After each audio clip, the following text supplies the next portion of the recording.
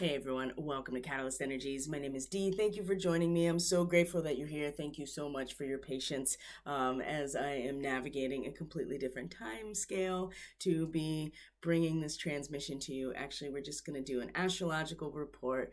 Gonna talk about the eclipse. So thank you for joining me. It's so good to have you here. I kind of have to keep my volume at a little bit of a less boisterous level. Let's see if we can actually succeed in doing this, just because it's evening time, but we got to talk about this eclipse. It's happening tomorrow morning, Eastern Standard Time in the United States, about 6:50, almost 7 a.m. So sunrise solar eclipse.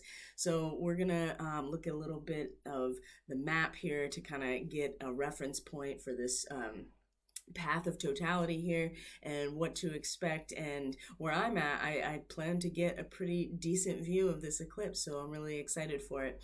And there's endless amounts of information, so if you are stopping by to pick up a little bit of what I'm putting down about this eclipse, that's really great, because there's a lot of different there's endless amounts of information that you can access out there about this eclipse. But what we're going to talk about specifically is the eclipse, obviously, and the astrology that it's attached to it. But we're going to treat it like any other new moon cycle and talk about definitely the 2 weeks leading up to the full moon culmination point. We're gonna have a full moon in Capricorn and Cancer, right? Because we have a summer solstice that is now part of this eclipse season. Now, if you remember, last year's eclipse was on the summer solstice. It was on 0 degrees Cancer, and it's so interesting. These eclipse seasons are said to last, throughout the duration of their cycle, which is about 6 months till the next eclipse rolls around. And it's based entirely on the positions of the moon's nodes, which is that point where the path of the moon's orbit around the planet crosses the ecliptical plane, right? The path of the Earth around the sun. So it happens twice a year. They're not that rare. But what is interesting is that because that eclipse happened right on the summer solstice, I've been thinking about this a lot, it felt like it really reverberated out until now, right? That 0 degrees point of Cancer, where we make a decision, right? We plant our roots and we plant our flag and we stabilize ourselves and we become stabilized to the core of who we are. This is what the 4th house really represents. And I'm sorry about the lighting. We'll be looking at charts more than looking at me during the course of this. But I just didn't want to go without actually addressing the astrology for the next couple of weeks that's related to this eclipse season. So anyway, the eclipse that happened last year was on the summer solstice, and that decision point that 0 degrees Cancer really represents, right? Because that is where we are firmly planted in the world around us and what stabilizes us. And it does feel like that the decisions that we made at that point, the sense of, okay, I understand now that the yin phase of the year is going to begin, and it's time to start contracting and consolidating and making some decisions about where we're firmly planted. I feel like that has, in fact, rippled out, certainly until now, and it has some interesting consequences and a trajectory that probably most of us couldn't fully anticipate at the time.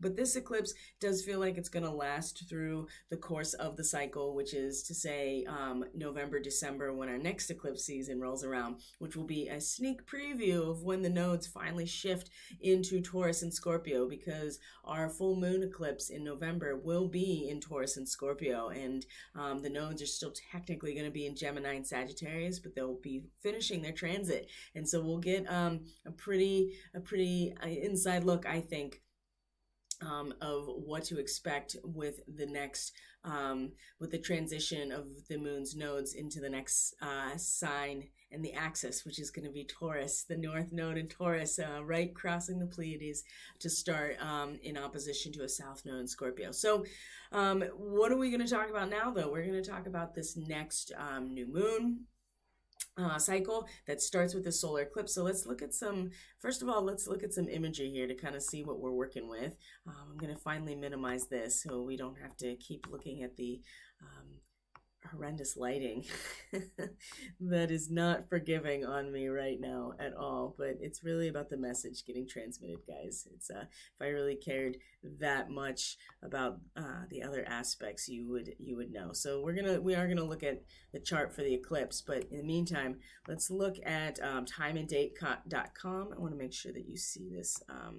There we go. So what we're looking at right now actually is the path on a two-dimensional map, the path of the eclipse, which you see is going to actually be right over the North Pole. So if you look at the 3D globe version of it, you can see right here that the path of the eclipse, the annular or the totality, as you can see over here, 100% is going to be right over, northern.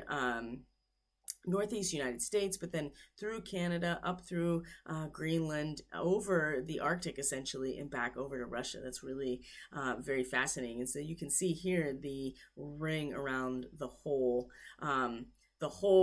eclipse, what will be available to at least glimpse to a certain extent. And so even here, as we'll go back to this map, we're going to see that there's the path right there, that there is some measure of visibility of this eclipse through like the northern tier here, like North Dakota, Minnesota, Wisconsin, Michigan, Ohio, and Pennsylvania, where I'm at. So that's really exciting, and definitely in the upper states, New York, all through New England. So there will be a glimpse of this ring of fire. Oh, I forgot to bring it up. Let's look at a visual real quick. Let's see here if I can bring it up here just to show you. I mean, it was in the thumbnail, honestly. So where are we here?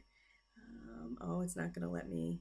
Not going to let me show you, but it is in the thumbnail image for this video, and you can see like a natural photograph of a ring of fire eclipse. So that is the path here. So getting the logistics out of the way, so we know what we're actually talking about in astronomical terms and how we are going to interface with it in a physical way. And now we are going to go into the chart, and the real trick here, right? There's a lot of things that we can talk about when it comes to there we go. Sorry about that. All right, here we go. I'm going to move this right here. So this is today's chart, and we've already talked about today's chart. We have our moon in Gemini, which is where the eclipse will be. All right, let me see here. I want to look at tomorrow's chart. Yes. Couple hours, not even 12 hours from now. Here we go.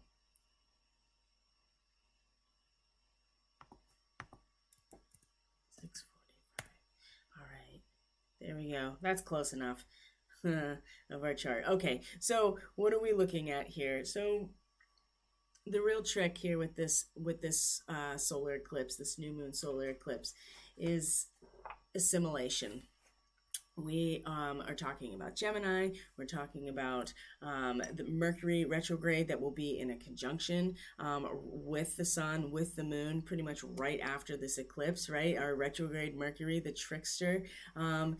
There will, as a result of not only this new moon, right, we're planting these seeds of intention. We are going to be moving forward in terms of new territory, exploration, curiosity. But the real trick here with the Gemini energy, especially getting into this last decan, is assimilation. It's one thing to consume all of this content, information, data, to engage in communication, with just a lot of excitement and brilliance and energy behind it. That's going to be really easy, but with the retrograde Mercury, the trickster is afoot, and I feel like that it'll be this trickster energy and this review period that a Mercury retrograde always allows us to have, right? We're invited really to go inward and to utilize these techniques that Mercury is the ruler of in terms of Gemini, and Virgo as well, but in this case Gemini, to turn the lens inward, to do the inner processing, to go over our notes, to review the material again, and Also too, there is that trickster element. We just don't know where Mercury is going to land or show up, because there's such a swiftness here in terms of the ability to ride the light wave, right? So when these aspects all come together, right, the moon, of course, is going to create that ring of fire, the ring of fire that we're going to have to jump into, right? And assimilation.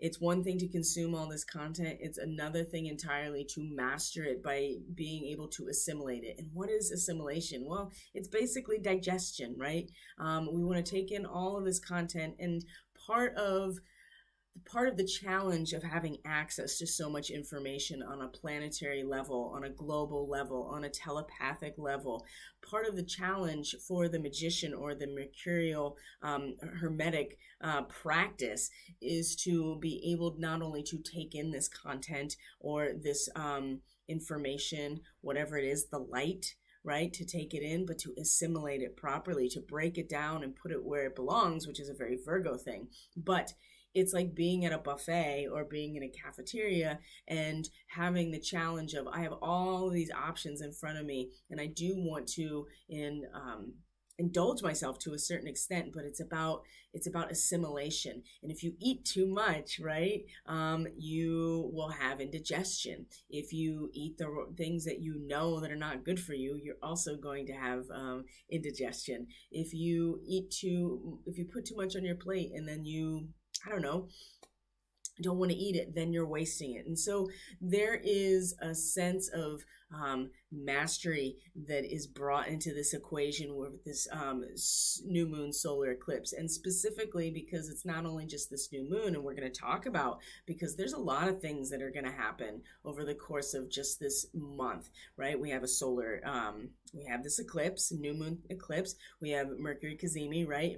Retrograde Mercury Cazimi meeting the sun at the very same time, within just like less than an hour, right? They're going to have this crossover here as Mercury is moving in its retrograde.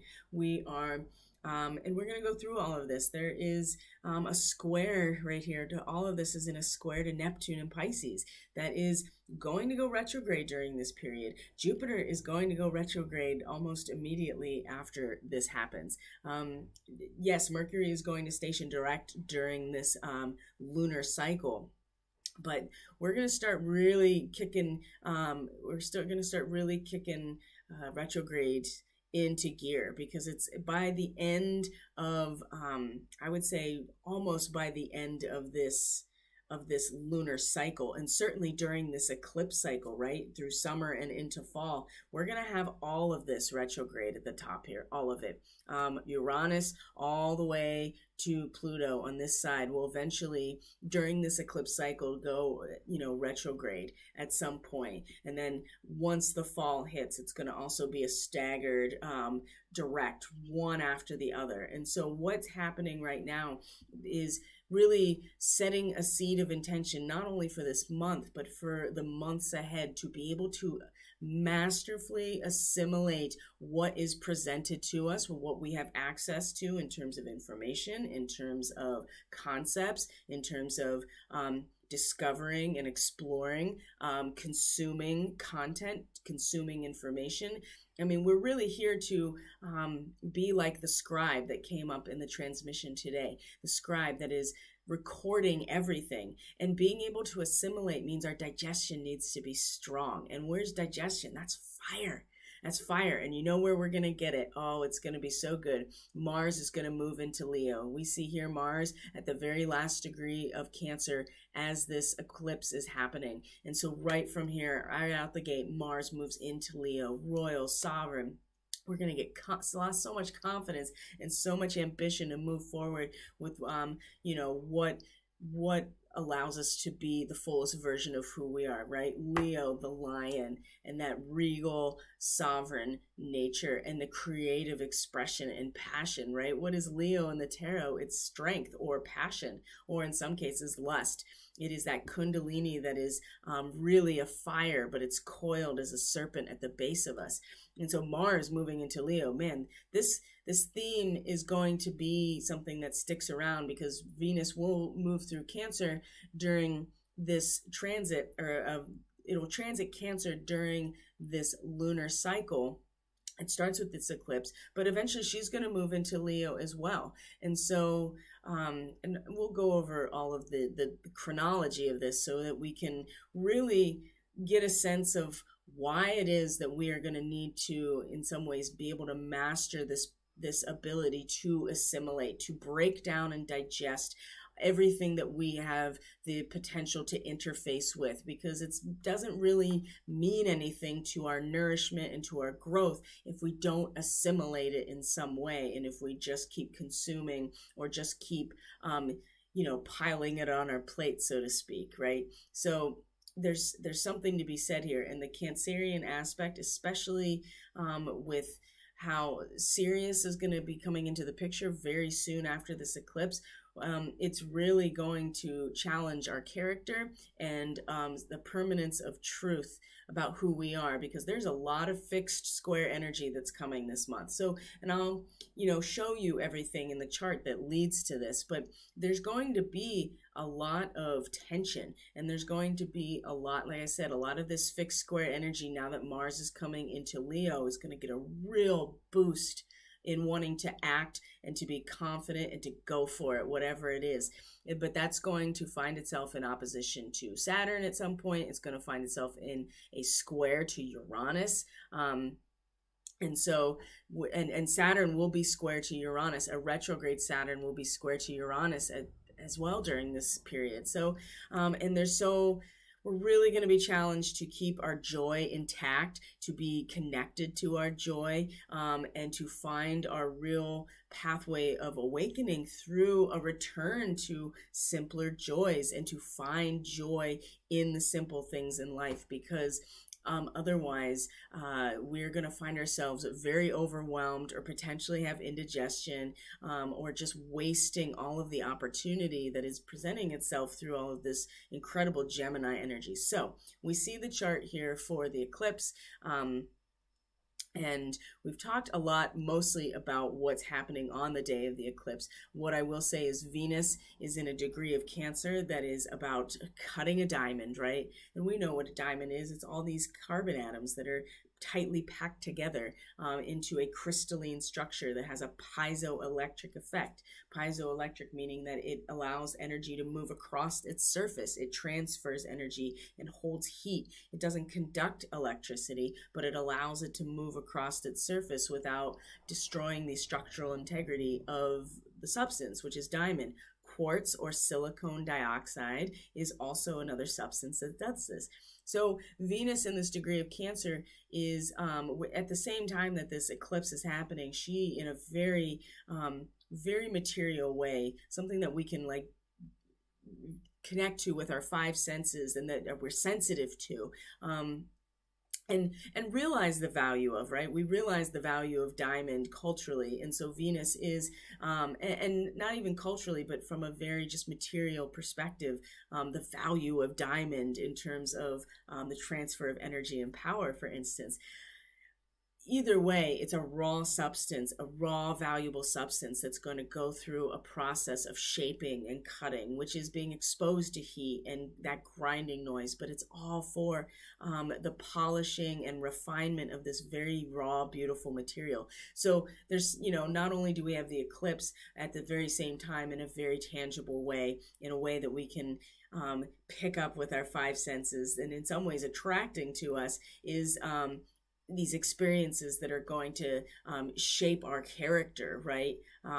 Which is what this degree in Cancer, and what happens in the realm of Cancer in the fourth house. This is where our character is truly developed, is in this containment system that holds the waters of our deep and core of ourself, right? It's the home territory of the moon, which will soon be there. So what else is happening on the eclipse this day? Let's see here. I have, there we go. Mercury is the trickster. It's, there's going to be a new approach to the problems that have resulted from the process of individualization, right? There are repressed or repressed instincts or, contrasting spheres of activity that are going to have to find a balance. And with Mercury retrograde, just be prepared to not only see the trickster in action, but meeting the sun as well, that is just newly eclipsed by the moon. We're just this infusion of this energy and communication and being open to a message, despite the fact that it's going to seem tumultuous, is really about and it'll seem like an emotional outburst, and we may find ourselves expressing ourselves through it when the moon and a new moon would be in this eclipse, especially, blocking a lot of that expression. At least Mercury is going to come in as the trickster, and we might find ourselves expressing ourselves through this emotional outburst, trying to claim our due. But at the same time, know that Mercury is the trickster, and there may be a message here that's coded, right? There may be a message here that and this is a retrograde, so we have to go back over this territory and maybe assess it and go back over it, even though we're expressing ourselves through it at this moment. Again, the assimilation is what is the real magic right here. And this is not only going to last for the next couple of weeks, it's going to last throughout the rest of the summer and the fall until the next eclipse season. So, and then Venus in Cancer, Mars at the last degree of Cancer, a daughter of the American Revolution, right? Mars has really got this prestige about this really, all of the heritage and ancestry and the tradition that the fourth house in Cancer really represents, because these are, in fact, the containment system for our emotional connection, or our traditions and our heritage. Mars is pretty proud of himself and glorifying it. And so when he moves into Leo, he's ready to the blood's rushing, the heart's pumping, and Mars is ready to go for it. Whatever it is going to release that energy all the way through, and Mars wants to act, and Mars will want to act. And so that's something to keep in mind too, that we have this really glorified, very action-oriented warrior that's feeling very noble right now and is ready to act on this tradition, which is it's an interesting symbol, because it's a tradition that was born of revolution, right? The American Revolution, but now it's the framework for law and order, for the rule of law. And so Mars is going to find himself as a warrior and a champion for this cause, and then once moves into Leo, expressing that through whatever action that we feel we need to take.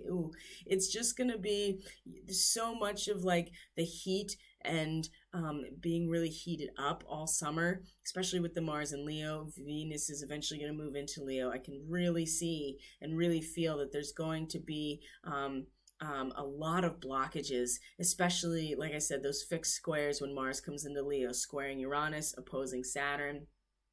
Oh my gosh. And eventually with the moon in Scorpio, right, we'll square that as well. Jupiter. Jupiter is in a position right now that it's about to go retrograde right after this, like the next day, right? And so let me just make sure that's true. Let's see here. I believe it was, but now I can't find it in my notes that it stations retrograde. But I do believe that it, let me find it.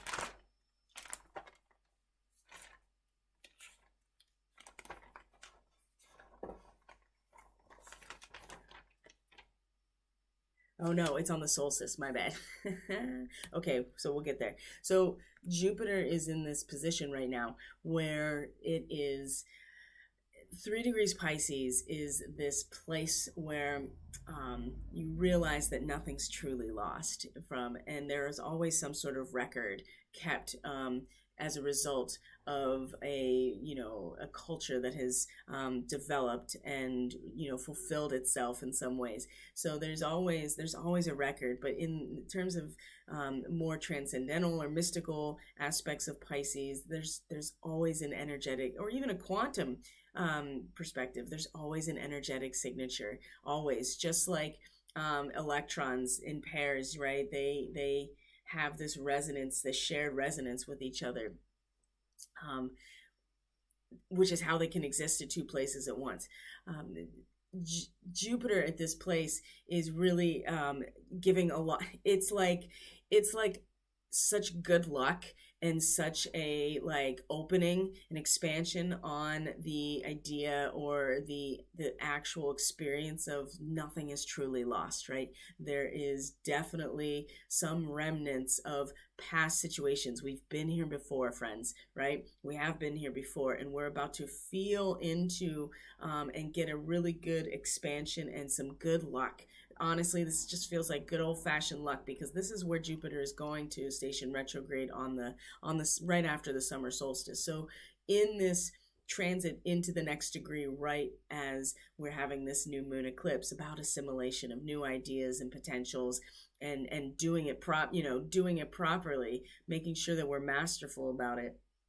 We're about to get a huge expansion on everything that all of these aspects of where we've already been, multidimensionally, archetypally, in our own historical past. Nothing is truly lost, and sometimes people think that things are gone, and they're never truly gone, which is why the 12th house is the house of undoing, right? Because you think that you've managed to get away in some ways from your past or your actions or your behavior or whatever, and it all comes back, and there's always a signature somewhere, even if it's a fragment of it, even if it's not perfect. The Sabian symbol is a petrified forest. The idea that there is a way that the archetype of past civilizations is preserved, and there's a preservation here that Jupiter is about to expand on big time, and there's going to be some benevolence or good fortune around this, because this is where, like I said, this is where Jupiter stations retrograde. So it's going to come back eventually in a direct motion much later, and at that point I feel like that's when we're really going to get the full picture of what has the signature of what has come before. But right now we're just dipping in. It's just going to be like, hey, look what I found, or hey, just so you know, nothing is truly ever lost, because energy is never truly destroyed or created. It's only transferred, right? It's only transformed. It's only transmuted. So Jupiter, straight good luck, in some way. You're going to open a doorway about this, into this idea we've been here before. There is something here that from our past that we can at least have some, some remnants of understanding of what has come before, even if it's fragmented or not total. So that also is a big part of this eclipse, is the fact that Jupiter moves into this next degree now. So and then of course Black Moon Lilith is in conjunction with Algol. We talked about that today. So that's not in a trine to Pluto, so that's not changing, obviously, because we're talking about tomorrow. So let's make sure that we got all these pieces together. Yes. So that's the eclipse and the assimilation. So I think really what's important is to talk about, well, at the very least, what we're going to see moving up to a full moon in Cancer, Capricorn, right? The sun will be in Cancer, the moon will be in Capricorn, which is a very similar position to the eclipse cycle 2020, end of 2019, early 2020, actually, that early Cancer, Capricorn energy. But we'll talk about that at some other time. So let's get right into the next set of fixed points in time that we all choose to have the opportunity to make choices about. Okay, let me take a sip of tea.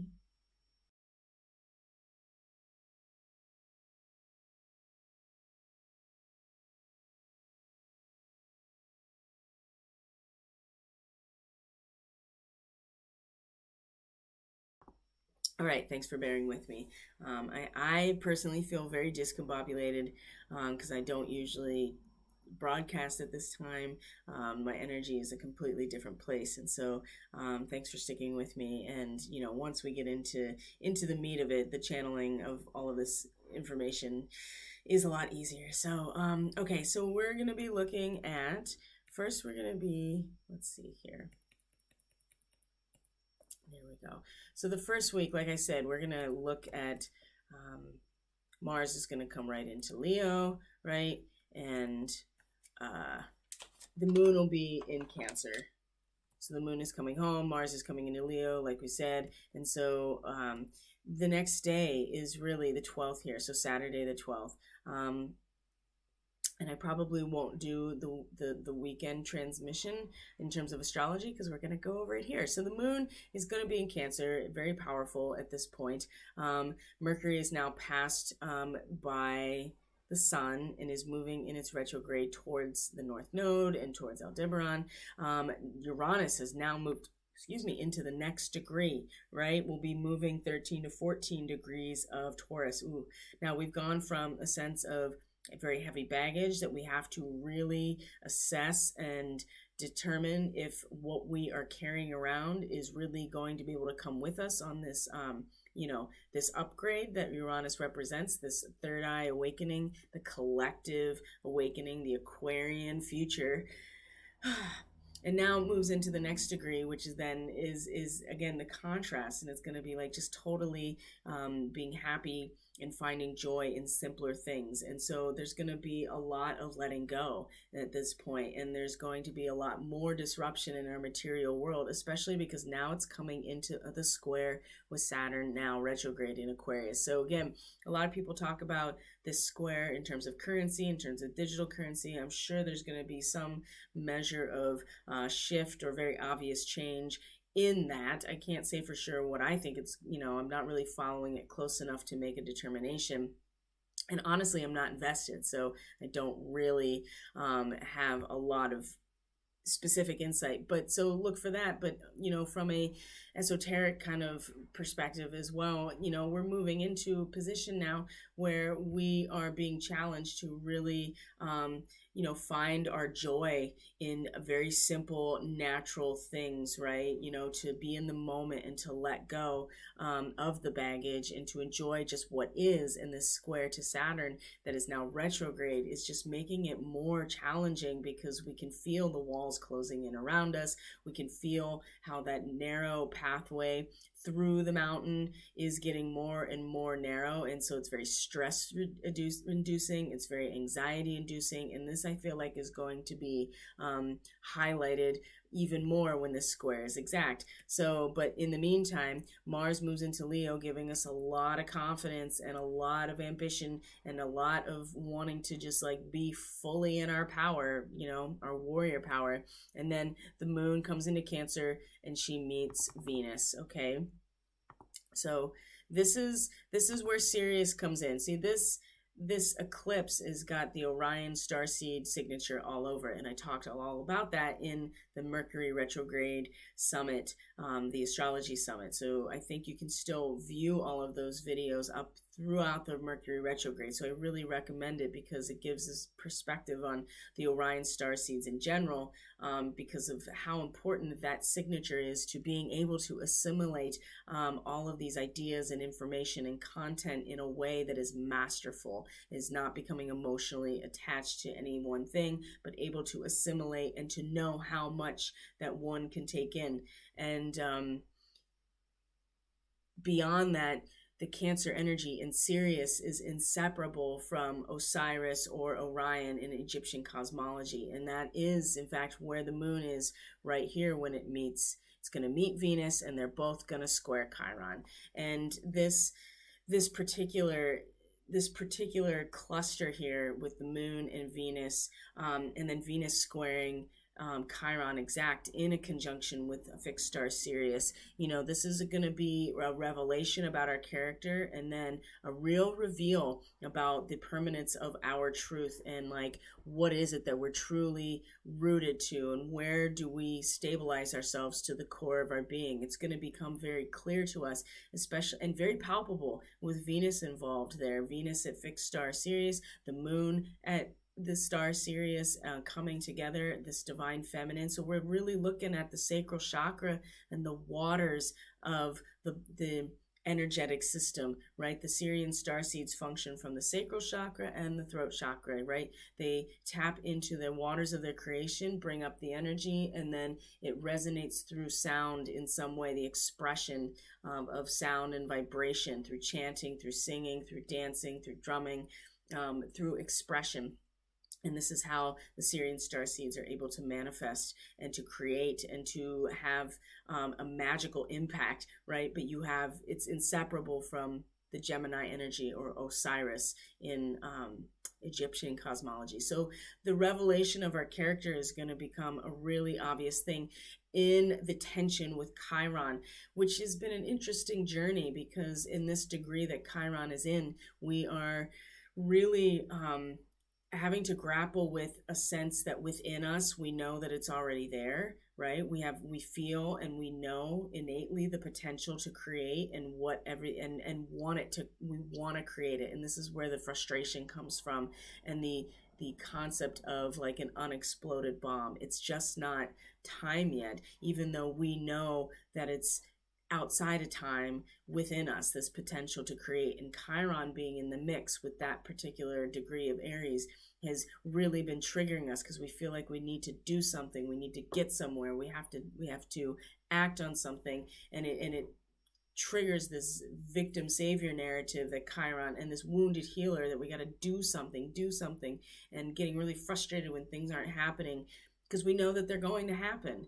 That's part of the archetypal dynamic where Chiron is. We know they're going to happen. We feel the potential for all of it in us. It's just that it has to grow in its own timeline. And this is where Chiron is really, this is where we're getting triggered the most, is in that woundedness of who we are. We want to rush it. And with Mars coming into Leo, we're going to really be challenged here, because that means Mars is going to trine Chiron at some point. So right away, we're going to have this Cancerian and the Sirian activation, specifically in the sacral chakra. I would really invite you to take the time after this eclipse to really get into that, because it is the waters, and that sacral chakra, digestion is this whole area. We need to be able to assimilate. The same thing with the energy that we're interfacing with out there, right? The light, the information, we have to assimilate it into our system. This is what the Sirian and the Cancerian nature is for. It holds this energy, but we have to be very aware of our character, and it's going to be revealed to us during this time, almost immediately after this eclipse. Okay, and so from there, this is when the moon moves into Leo on the 13th, and we have some interesting, let's see here. This is Sunday. The moon moves into Leo, is going to meet Mars. Uranus is now fully into its next degree of Taurus, and the sun is going to then square Neptune. And we remember this Neptune square. I mean, this whole eclipse aspect is in a square to Neptune, but now it's going to be exact with the sun. And this degree is about, we may really express ourselves through the capacity to use these. And believe me, there are going to be plenty of inhibiting circumstances over the course of the next couple of weeks that are going to challenge us. But in this moment, we feel very confident and, really able to express ourselves through this ability to use these inhibiting circumstances to transcend the environment, right? We're like, oh yeah, I can just skate over this. Look at me, I can do anything, right? This is part of the Gemini archetype of mastery with the magician. specifically. And the square to Neptune is like, well, you're no match for me in my home territory, and I am dissolving everything down except this little tiny island where everybody just has to be absolutely themselves and completely real about their limitations so they can fully engage in their dharma, being very realistic with themselves. And that has been a really challenge. Neptune is just like dissolving everything it touches in order to make this aspect really obvious. And this square here, Mercury is going to come around and square Neptune again once it goes direct. And so this whole area of being able to master the dialectic of Gemini and the tension that is going to necessitate change and force change with having to completely give ourselves over to this collective experience in a very feeling based way, because it is Pisces and water and spirit. And it's also too about the lived experience, the lived spiritual experience that Pisces represents. And so I think this is where a lot of the challenge is coming from in general, is this mutable square, because we kind of don't know where the hell we're even anchored to at this point. It's so nebulous here, and it continues to be. And we are really only looking for the aspects that are seemingly negative where the sun is in order to get any footing. It's like there's no ice to skate on unless there's ice to skate on. And without that solid, like, freezing over that is representing some measure of restriction, we have nothing to set our skates on, if that makes sense. And this is just going to continue to be a real challenge for us to somehow manage to exist in this space, this nebulous space of Pisces. And both of these aspects are going retrograde during this cycle. So in some ways this is a blessing, because when these planets are retrograde, we pay more attention to them, because it looks like they're moving backwards. They're really not, but it looks like it, so we pay attention to it. And so we actually are going to get a lot deeper into this realm. But I think that's a good thing, because it's, again, going to force us to review it. It's force us to really look within ourselves when it comes to this mystical connection. And maybe this will be when we start to really discover, what it is that we actually want to surrender ourselves to. So as we exit the weekend and come into the 14th, this is Flag Day, right? The 14th is Flag Day. And the moon is now in Leo, and this is going to be the Saturn-Uranus square on Flag Day, Monday, right? And so, again, I already talked about what this square represents, and the real challenge, again, and what will necessitate change in some ways, is that there's going to be some major disruption that will facilitate our choice to either, find joy in the simpler things. And sometimes that means we lose things. Sometimes that means we literally have to tighten the belt. Saturn retrograde, my God. So, it can be around things like currency, and certainly digital currency, especially with Aquarius in the mix and Uranus, but also too, just the idea that having these upsets and disruptions that trigger radical transformation in the material world, especially when it comes to, being able to just enjoy being alive in your material world. And it's simpler, right? You don't need all this grand stuff in a square to Saturn. These fixed squares are no joke. Oh my gosh. And as you can see, the moon is also going to come into a square with Uranus, into an opposition. So again, this is in an opposition with Saturn in Aquarius. And so the Mars is here, and then the moon is going to be brought into the mix as well. And this is going to be really yearning for some independence, really yearning to actualize ourselves to a certain extent, but and in the face of all of this really large energy, Saturn and Uranus, right? These huge cycles that are playing out, where we have the moon that's just us, right? It's just us that wants to actualize, a yearning to, let the soul speak in some ways. So it will get a chance to speak, I think, but it just depends on how we. It just depends on how grounded we really are, and if we're able to step outside of the attachment to the crisis or the joy as well. That's the other thing, is like we can implement joy, we can bring it into our lives, we can invite it in, but we also, there's a step above that's outside even those experiences and those feelings, and being able to have a quiet recollection, I think, is going to assist us in this process, especially because Leo's got the blood pumping, and with the moon there, we're really gonna feel this strong passion within us to want to actualize, to express ourselves. And Uranus and Saturn are really going to challenge that as well, especially because the square between Saturn and Uranus is going to be so tense and so disruptive in so many ways. And this is the 14th, right? We're just now getting out of the weekend. So we have a Virgo moon that's going to be our first quarter square on the 17th, right? And so another mutable square. And what are we looking at here? At very end of Gemini, very end of Gemini, and the very end of Virgo, right? We're looking, and Virgo is going to come back into the picture now, right? After a couple of days of just kind of being under the radar in terms of what Virgo represents. But it's going to trine Uranus, it's going to square the nodes, and it's going to be opposite Jupiter. Jupiter has not gone retrograde yet. So at this point, by next week, middle of next week, getting to the first quarter square towards the end of next week, again, we are...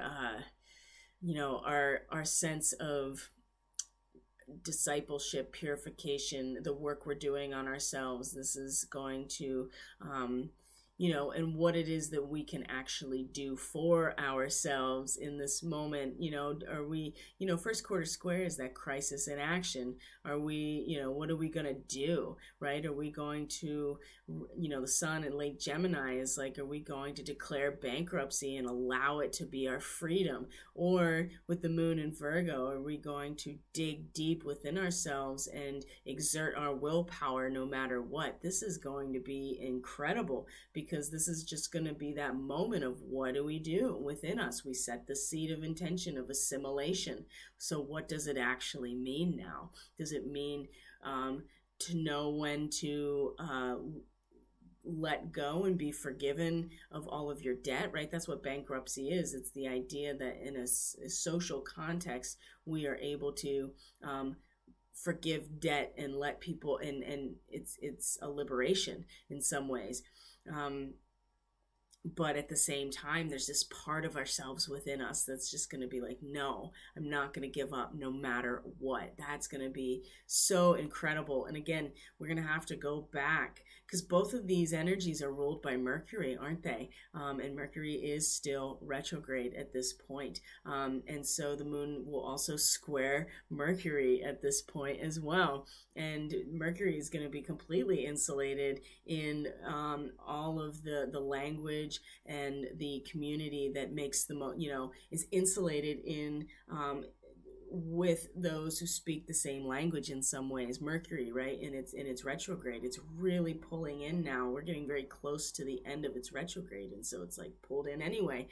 And again, the moon is gonna square this position of like, are we tapped into our inner guidance? Are we tapped into that place deeper within us that we're getting these impressions and these messages? Or are we just kind of, again, are we just pulling in mentally and not really talking, not even allowing ourselves to receive a message? As it's going to be, by the time we get to this point, things are going to be so disrupted, especially with that Saturn-Uranus square, that we're really going to be challenged in terms of Do I dig deep and exert my willpower as an individual person in, Virgo, that hermit energy, that mastery of the self, or I'm going to completely like let go and be liberated, and also kind of shut down myself from taking in any more information, even if it's inner guidance. These are really strong questions that we're going to have to face when we get to this first quarter square by a week from the eclipse, right? And so that begins week 2, and which is when we have our solstice point. The moon moves into Cancer, and we know that, that is a decision point. Every year it's like that, but really what it signals is the beginning of the yin phase of the year. It's the summer solstice is the point of the most amount of daylight in the northern hemisphere, and so it marks the beginning of the contraction period and the yin phase and going into the darkness. Okay, and this is where Sirius is. It's in the sign of Cancer, so we are beginning to really start addressing and acknowledging and expressing ourselves through a collective and seasonal consolidation at this point. Not only that, Jupiter then stations retrograde at that 3 degrees of Pisces. So we're going to go back into a mode of kind of that, in the nebulous Pisces, where we are going back into the fog and hiding in the fog, so to speak. But this time it's retrograde. And so it's like we're paying way more attention to the fact that we're in the fog now, and that we are expanding the fogginess, but we're aware of it now. We're absolutely aware of the fact that we're in this nebulous place, and we're kind of like, acknowledging within ourselves where we're hiding unnecessarily, or acknowledging that we do need to hide, or be cautious with our energy as Jupiter starts to contract in some ways, right? It's always expanding, but in a retrograde, it's like expanding within us. So you can see these themes now with the solstice, especially the moon moving into Scorpio at this moment. And you can see the grand trine that's happening. The sun is out of sign, but the moon in Scorpio, Jupiter in Pisces, and the sun, it's still a grand trine. And so the water theme is going to become really big now after this point. And there's a couple more aspects that are going to come up. And so we have our solstice point, 0 degrees Cancer, that the sun comes into, not to mention Jupiter moves retrograde. Let's just look at it on here. You can see by the end of the day, Jupiter is stationed retrograde, and the moon is in Scorpio. This is going to be very deep. And then the moon moves into, it's actually technically the 21st, if you really look at it, probably like right at midnight. So the moon is going to be in Scorpio. That means it's going to square, and more fixed squares and opposition, my friends. The moon is going to square, where are we at here? It's going to square Saturn. It's opposite Uranus. It's going to eventually square Mars. But this day is very interesting, because what's going to happen is as the moon moves through, it's going to actually be in another water trine. So the Scorpio moon's going to have 2 water trines during this period. So with Neptune involved. With Pisces, obviously, because we're talking about a grand trine. So all 3 water signs are going to be involved, the moon in Scorpio. And this time it's going to be with Neptune as well, and Venus. Oh, yeah. There is... remember when Venus was in a trine to Neptune here, or when Mars was in Cancer and a trine to Neptune here, about the interdependence. Again, it's an island, right? It's an island where the people on the island have to live in close harmony with each other and figure it out, and figure out interdependence, figure out what their dharma is, be realistic about their limitations so that they can fully immerse and project themselves into their into their small society, whatever it is. And Scorpio here, this is the challenge to transformation. How do we assimilate what we felt with a peak experience into this? Well, I would say that the best way to do it is in our immediate environment, in these small groups, in our families, especially with Venus in Cancer, in our families, in the bonds of the people that we love and we care about, where we feel, where, the areas that we feel harmony with. Venus is and graciousness and generosity in Cancer, all of those. It's the family, right? It's our relationships that we feel very bonded to. And then of course Neptune, there's the same thing. It's about the dharma of the collective. And then that Venus, or the moon in Scorpio, in that trine. Wow, it's pretty incredible actually, to look at. So this is happening week 2, leading up to a full moon.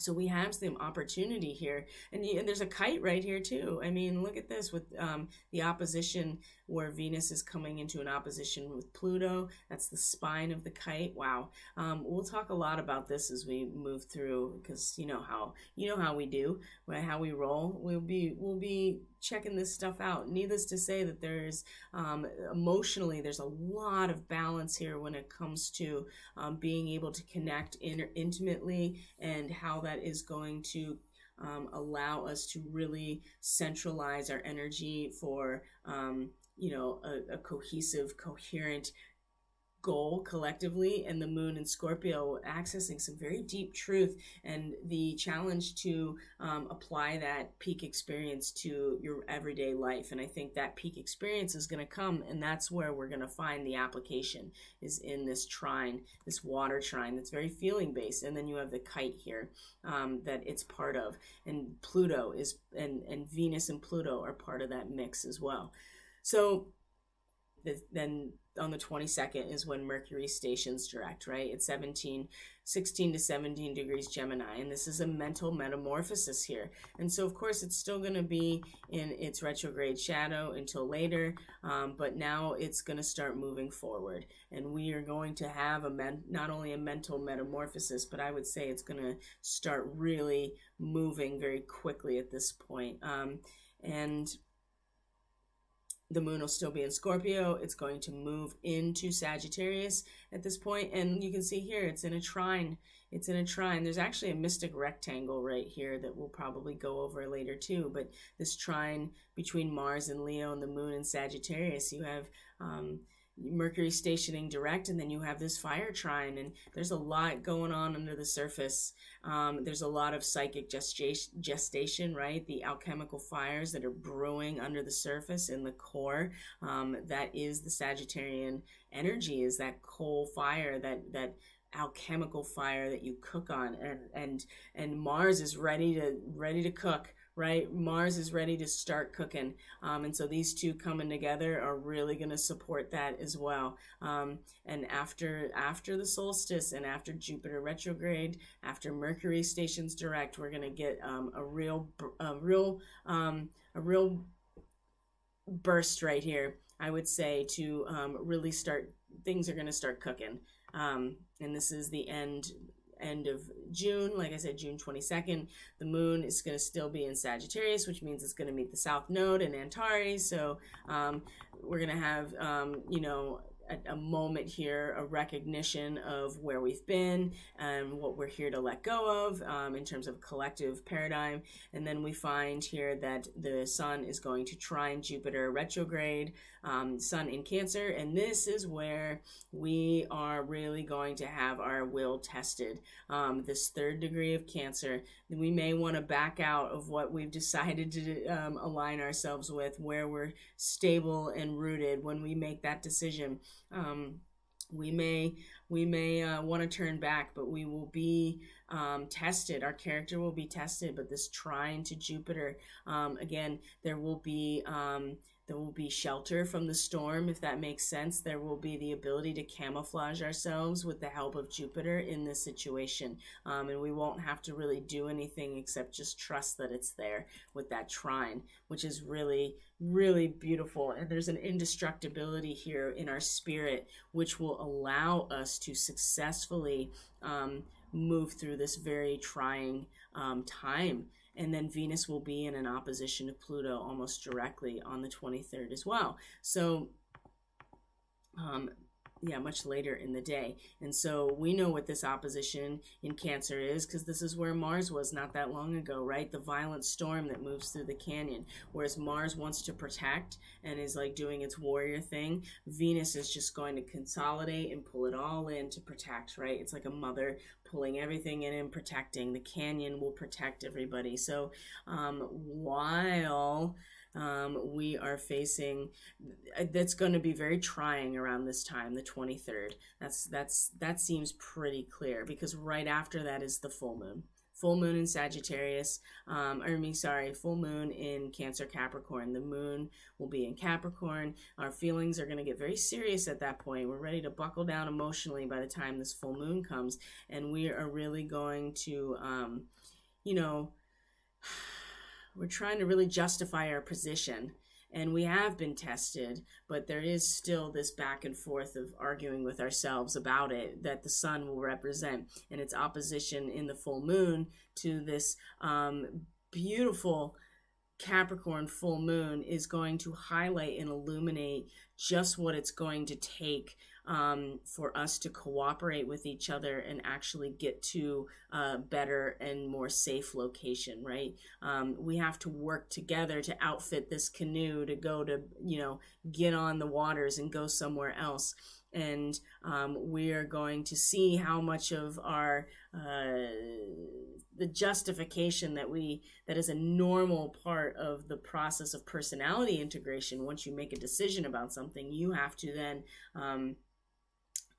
integrate your personality into that decision, and it's interchangeable at that point, right? Once you're stabilized and rooted, this is where you bloom from here, and sometimes we have to, as this process is unfolding, it's like a cat arguing with the mouse, right? It's inevitable, but there's still this leftover residue of the decision to make an allegiance somewhere. And this opposition is going to, with the full moon, it's going to show us very clearly how we need to work together in order to get to where we're going, instead of trying to argue with ourselves and with other people about where we're headed and trying to prove it. And we have to, and we're going to see what's working from this new moon, right? The assimilation, again, assimilation. This is the whole structure of this solar eclipse. And so this full moon, once we get here, we're going to see what it is that we need to let go of in terms of, what is wasteful, what is causing us problems in terms of all of the concepts, ideas, all of the aspects that we have access to in terms of our exploration and discovery. We have, what is it that we have to let go of in order to assimilate it all properly and use it in order to get somewhere, right? In order to successfully get somewhere. This is what we're going to see with this full moon. So that's a lot of information, and I feel like that I think we need to end it there. So there'll be a transmission tomorrow, of course, but I don't feel necessarily that we'll do too much astrology necessarily, because I did just go over all of the astrology for this full moon.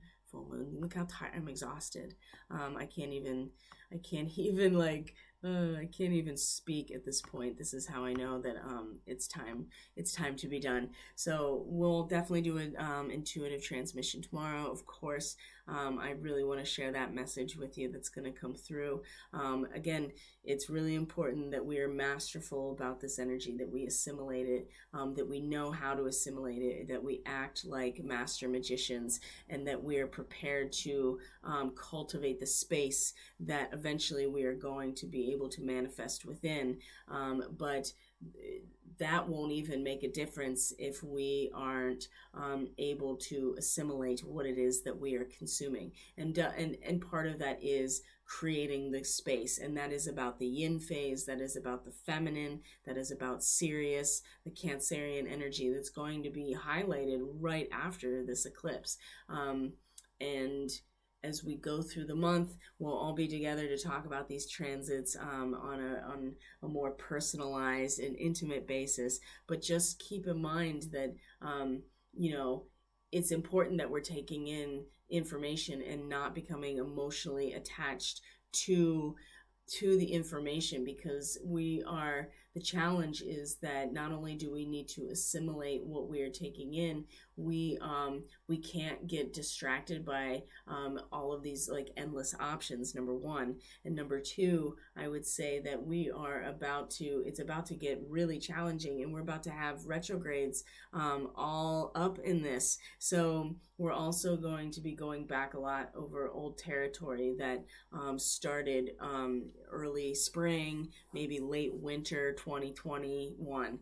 And so we have to be, if we cannot assimilate this discovery and these new territories that we are inevitably being pulled towards with the North Node, specifically in that position of Gemini, if we can't assimilate it, then we are going to be really bloated or have some serious problems, or we're just going to waste all of our precious vital energy and the access to the information that we are going to receive. Jupiter at 3 degrees Pisces is such a benefic gift right now, and the journey with Jupiter and Pisces has been interesting, but this position is just like a dip in the water of just like, we have everything, so I'm going to show you a little bit of what's here. And then when it comes back to this point later, then it's going to fully open the Pandora's box of everything that there is connected to the collective unconscious. And that can be literal information, that can be all kinds of dream realms, fantasy, imagination, like anything, and karma, right? That's part of the Pisces and 12th house dynamic, is karma and everything that's hidden. That's the thing. It's hidden under the water, so it's not as easily accessible. And so you have to learn to use other senses. And so the square to Gemini, or the square to Neptune with this eclipse, is really highlighting that too. So guys, I gotta end it. I'm so sorry. There was so much more I wanted to talk about, but I think this is good to go. I hope you get to see the eclipse if you can. If not, it's a great time to set some very deep intentions that are meant to ripple out and last for the next 6 months, not just for this month, but what happens this month is going to set the tone for the next 6 months. So have a great night. Have a wonderful eclipse, whatever you decide to do with your time. And we will catch up tomorrow for the Daily Medicine transmission. Take care, guys.